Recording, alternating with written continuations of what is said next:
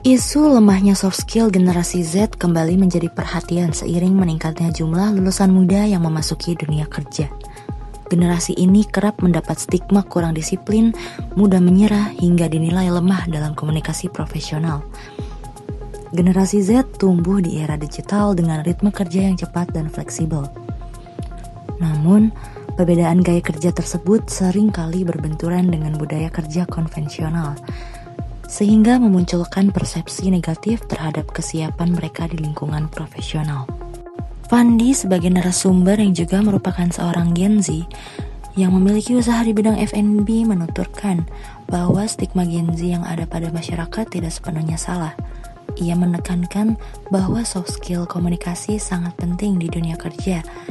Dari pengalaman pribadinya, Gen Z cenderung minus di soft skill tersebut. Saat bekerja, komunikasinya tidak tahu waktu dan tidak pada porsinya.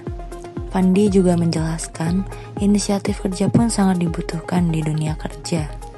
Soft skill Gen Z itu kan biasanya diragukan ya. Betul. Sama atasan, sama misalnya HRD gitu kan.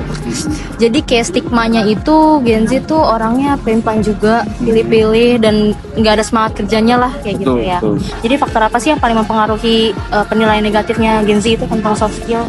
Oke, mungkin untuk saat ini tuh yang sering saya dengar juga dan beberapa teman saya juga cukup banyak mengalami itu adalah terlalu lemahnya mental mereka, sorry to say ya.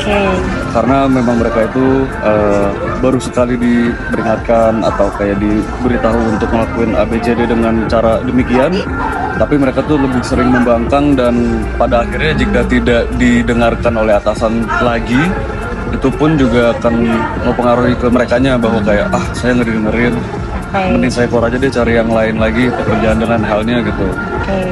Terus juga yang bahkan saya juga mengalami itu adalah berkomunikasinya. Terkadang mereka itu suka tidak tahu waktu ya yang tepat untuk berkomunikasi di saat kita sudah off working hour dan maybe di hari libur, tapi mereka tetap kayak banyak banget komunikasinya gitu. Iya.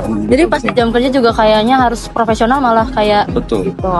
Soft skill apa sih yang saat ini paling dibutuhin perusahaan dari lulusan baru? Mungkin kalau dari saya sih pertama itu adalah tetap behaviornya ya. Iya. Untuk mengetahui kapan orang itu harus di approach dan tidaknya, bahkan juga mungkin approachnya hanya untuk hal-hal yang ice breaking gitu ya, itu pun juga harus tahu karena saya juga mengalami seperti itu. Terus juga mungkin yang kedua untuk berkomunikasi tadi seperti saya bilang harus tahu waktunya juga ya, dengan timely manner ya, yang sebaiknya itu bagaimana. Sama yang ketiga itu adalah mungkin harus bisa lebih inisiatif. Betul. Inisiatif. Karena terkadang tuh Gen Z harus disuruh dulu ya, jadi mereka baru bisa gerak. Betul. Nah itu yang saya agak sedikit kurang setuju sebenarnya. Ya. Itu menurut kakaknya perilaku kayak gitu tuh ada pengaruhnya nggak sih? Atau emang mereka tuh karena emang baru pertama kali bekerja, jadinya mereka kayak gitu? Ada kemungkinan seperti itu. Namun memang waktu di saat lagi observe OJT atau dalam waktu yang 3 bulan pertama itu magang, seharusnya itu pun juga sudah di brief oleh mentornya ataupun ya memang sudah ada kemunculan dari diri mereka sendiri untuk inisiatifnya itu ya seharusnya. Di tengah perubahan dunia kerja yang semakin dinamis, perbedaan karakter antar generasi menjadi tantangan sekaligus peluang.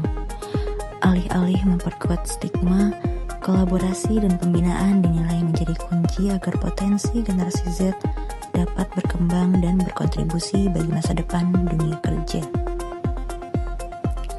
Di balik stigma yang melekat, generasi Z menyimpan potensi besar bagi dunia kerja. Tantangannya kini bagaimana dunia industri dan generasi muda dapat saling beradaptasi